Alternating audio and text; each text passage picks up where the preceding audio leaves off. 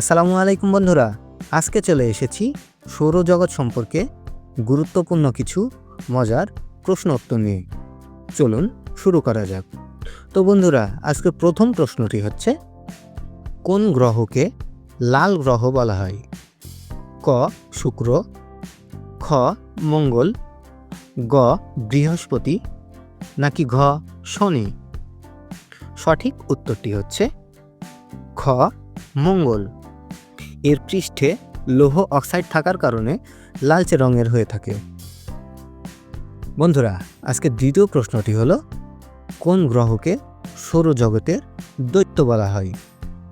ক বৃহস্পতি, খ শনি, গ ইউরেনাস, নাকি ঘ নেপচুন? সঠিক উত্তরটি হচ্ছে ক বৃহস্পতি। 3 নম্বর প্রশ্নটি হলো, পৃথিবীর উপগ্রহ চাঁদের ব্যাস কত কিলোমিটার? ক 2400 কিলোমিটার, খ 3476 কিলোমিটার, গ 4000 কিলোমিটার, নাকি ঘ 5000 কিলোমিটার? সঠিক উত্তরটি হচ্ছে খ 3476 কিলোমিটার। আজকে 4 নম্বর প্রশ্নটি হলো, কোন গ্রহকে বরফ দৈত্য বলা হয়? ক ইউরেনাস ও নেপচুন, খ মঙ্গল ও পৃথিবী, গ শনি ও বৃহস্পতি, নাকি ঘ শুক্র ও বুধ? সঠিক উত্তরটি হচ্ছে ক ইউরেনাস ও নেপচুন। এদের গঠন প্রধানত বরফজাত পদার্থ দিয়ে, তাই এদেরকে বরফ দৈত্য বলা হয়। এরপরের প্রশ্নটি হলো, সূর্যের পৃষ্ঠকে কি বলা হয়? ক ফটোস্ফিয়ার, খ ক্রোমোস্ফিয়ার, গ করোনার, নাকি ঘ লিথোস্ফিয়ার? সঠিক উত্তরটি হচ্ছে ক ফটোস্ফিয়ার। এখান থেকেই আলো দৃশ্যমান হয়।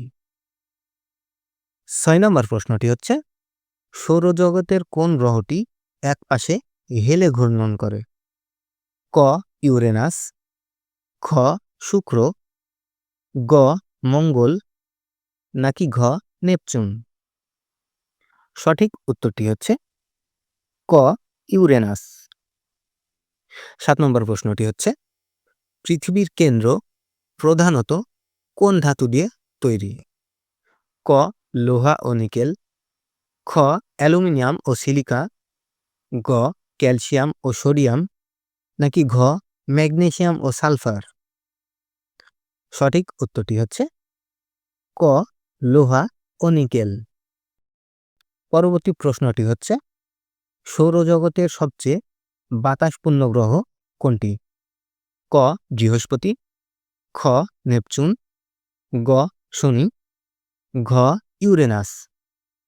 সঠিক উত্তরটি হচ্ছে খ নেপচুন। এখানে ঝড়ের গতি ঘন্টায় প্রায় 2100 কিলোমিটার পর্যন্ত হয়। তো বন্ধুরা, 9 নম্বর প্রশ্নটি হচ্ছে, সূর্যের আলো পৃথিবীতে পৌঁছাতে কত সময় লাগে?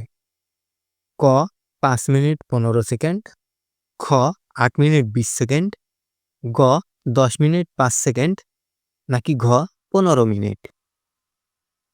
সঠিক উত্তরটি হচ্ছে খ 8 মিনিট 20 সেকেন্ড।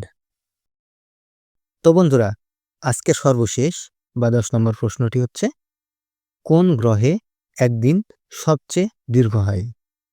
ক শুক্র, খ মঙ্গল, গ শনি, নাকি ঘ ইউরেনাস? সঠিক উত্তরটি হচ্ছে ক শুক্র। একদিন প্রায় পৃথিবীর 243 দিনের সমান। তো বন্ধুরা, এই ছিল আজকের প্রশ্ন উত্তর। আশা করি উপকারে আসবে।